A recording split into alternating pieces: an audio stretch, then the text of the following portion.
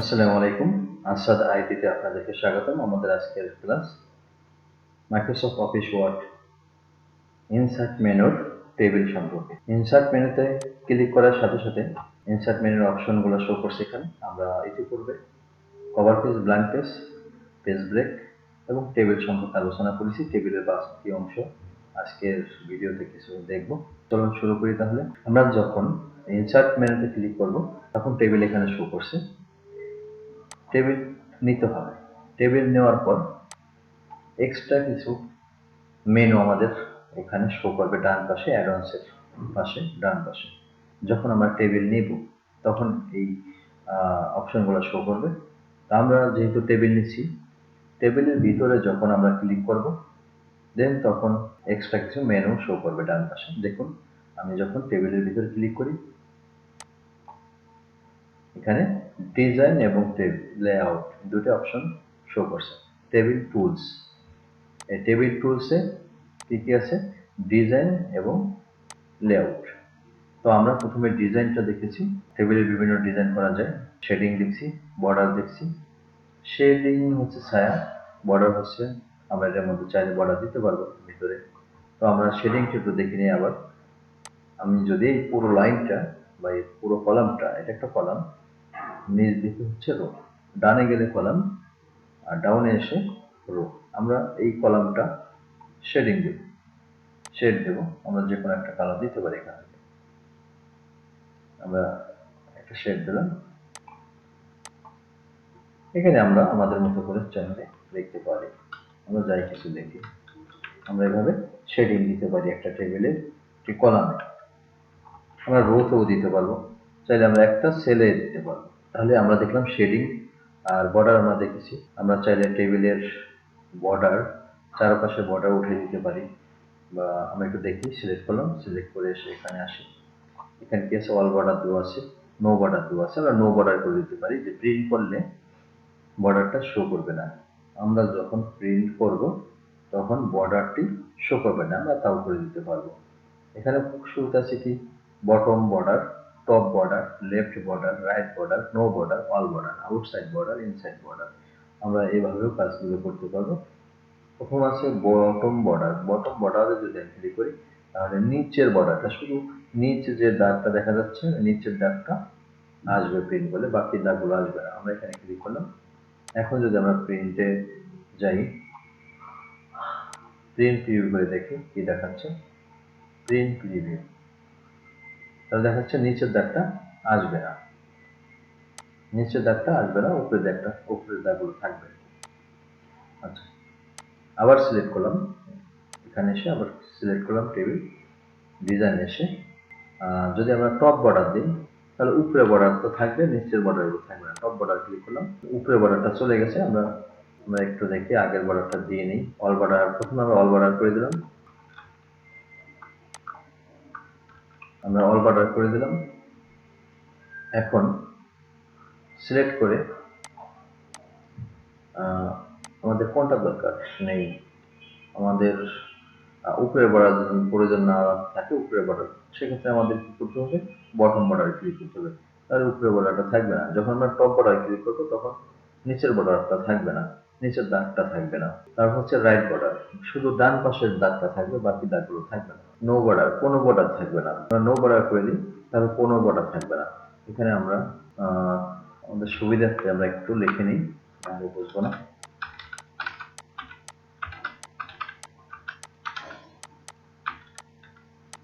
এটা no border করে দেবো, ফাঁকা দেখা যাবে, লেখাগুলো দেখা যাবে না, লেখাগুলো দেখা যাবে কিন্তু দাগগুলো আসবে না। আমরা যদি এখন নো বর্ডার করে দিই, দেখেন এখন কিন্তু দাগগুলো আছে। যখন আমরা সিলেক্ট করে টেবিল সিলেক্ট করে বর্ডারে এসে নো বর্ডার করে দেব, তখন কি হবে? কোনো বর্ডার নেই। এখন আমরা প্রিন্ট করতে গেলে প্রিন্ট ভিউ করে দেখি কি হয়। একটা টেবিলের বর্ডার নেই, দাগ নেই, দাগটা আমরা তুলে দিচ্ছি। Close print view. এখন আসি, আমরা যদি আবার বর্ডার প্রয়োজন হয় দেওয়ার, তাহলে আমরা টেবিলটা সিলেক্ট করব।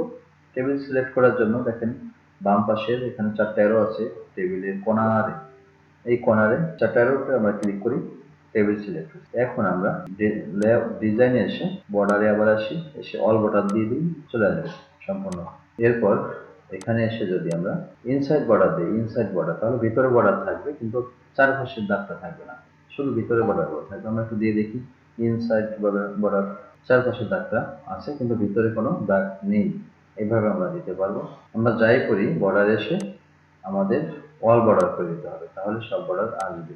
আবার সিলেক্ট করি বর্ডার, আমরা শেডিং এবং বর্ডারটা শেষ করে দেবো।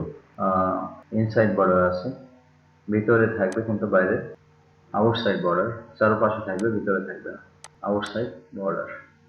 আমরা পিন প্রিভিউ করে দেখি, শো করে নেই। আমরা আবার যাই ডিজাইন, বর্ডার, আউটসাইড বর্ডার।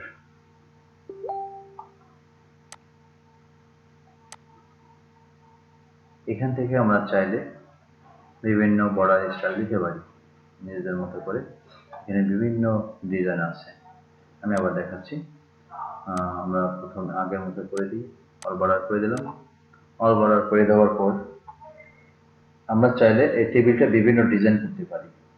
তো টেবিলটা বিভিন্ন ডিজাইন করতে হলে আমাদের টেবিলে ক্লিক করলাম, টেবিলে সিলেক্ট হলো, এরপর আমরা ডিজাইনের বিভিন্ন স্টাইল দেখাচ্ছে টেবিলের, এখানে মাউস পয়েন্টার নিলে দেখা যাচ্ছে বিভিন্ন চেঞ্জ হয় বিভিন্নভাবে। তো আমরা নিচে এখানে ক্লিক করি, মোরে ক্লিক যদি করি, ড্রপ ডাউনে, এটা হচ্ছে ড্রপ ডাউন বাটন, এখানে ক্লিক করলাম। এখানে ক্লিক করার পর দেখেন অনেক ডিজাইন আছে, আমরা চাইলে নিজেদের মতো করে একটু ডিজাইন এখানে নিতে পারি। আমরা এখান থেকে আমাদের মতো করে একটি ডিজাইন নিব সুন্দর দেখে। চাইলে আপনারা আপনাদের মতো করে কাজ করবেন প্রয়োজনে। হ্যাঁ, আমরা এটা নিতে পারি, এটা নিলাম। তাহলে কি হলো, এটা নেওয়ার পর আমার টেবিলের ভিতরে দেখেন হালকা শেড আসছে, লেখার নিচ দিয়ে হালকা শেড আসছে। আমি এই টেবিলটা ব্যবহার করতে পারি। এইভাবে আমরা টেবিলের ডিজাইন চেঞ্জ করে দিতে পারবো। তাহলে আমরা শিখলাম টেবিলের ডিজাইন, শেডিং। এটা শেডিং আমরা এখানে চেঞ্জ করে দিই, এই শেডিংটা বাকিগুলো অ্যাশ আছে, আমরা উপরের লাইনটা শেডিং চেঞ্জ করে দেবো। তাহলে আমরা উপরে এসে ডিজাইনের পাশে শেডিং এসে আমরা একটা শেডিং চেঞ্জ করে দিই, ব্লু করে দিতে পারি। হ্যাঁ, চেঞ্জ করলাম। তাহলে আমরা এই লাইনটা শেডিং চেঞ্জ করে দিলাম, বাকিগুলো ঠিক থাকে। আমরা শেডিং দেখলাম এবং বর্ডার দেখলাম।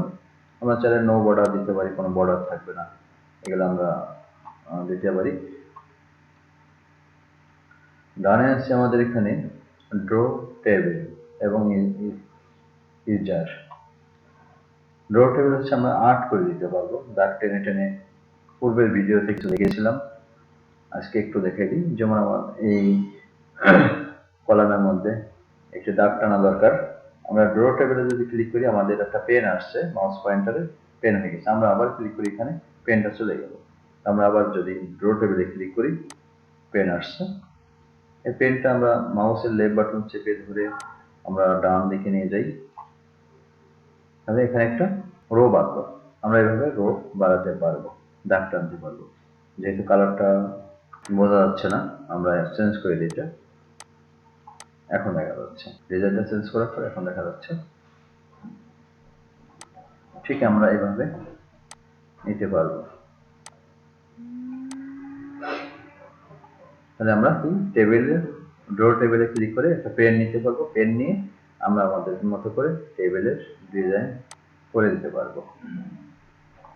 টেবিলের মধ্যে, সেলসের মধ্যে কলাম বাড়াতে পারি, আমরা রো বাড়াতে পারি, এইভাবেও করতে পারবো টেবিলের মধ্যে। আচ্ছা, ইরেজার হচ্ছে, আমরা ইরেজারের কাজটা দেখি। ইরেজার হচ্ছে মোছার জন্য। আমরা চাইলে ইরেজার ক্লিক করলাম, ক্লিক করার পর এখানে দাগগুলো আমার মুছে দেওয়ার দরকার, কয়েকটা করে। যেমন আমি এই ঘরটা মুছে দিলাম, এটা মুছে দিলাম, এটাও মুছে দিলাম, এটাও মুছে দিলাম, এটাও মুছে দিলাম। তাহলে আমার এই লাইনটা ভিতরের দাগগুলো মুছে গেল এবং ঘরগুলো ফাঁকা হয়ে গেল, লেখাগুলো অ্যাডজাস্ট হয়ে গেল। আমি এদিকে ফাঁকা করে দিতে পারি, চাইলে আমরা এদিকে ফাঁকা করে দিতে পারি। তাহলে আমরা উপরের লাইনটাও ফাঁকা করে দিতে পারি। ইরেজারে ক্লিক করলাম, আবার উপরে ডান পাশে দেখেন ইরেজার লেখা আছে। ইরেজার ক্লিক করার সাথে সাথে একটি ইরেজার আসছে, মাউস পয়েন্টারটা দেখেন। এখন আমরা চাইলে যেখানে যেই দাগের উপরে ক্লিক করবো ওই দাগটা মুছে গেল, মুছে গেল। এটা মুছে দিলাম, এটা মুছে দিলাম, এটা মুছে দিলাম, মুছে দিলাম। তাহলে উপরের দাগগুলো আমরা মুছে দিয়েছি, উপরের ঘরটা পুরো ফাঁকা হয়ে গেল। এভাবে আমরা ইরেজারের কাজ দেখব।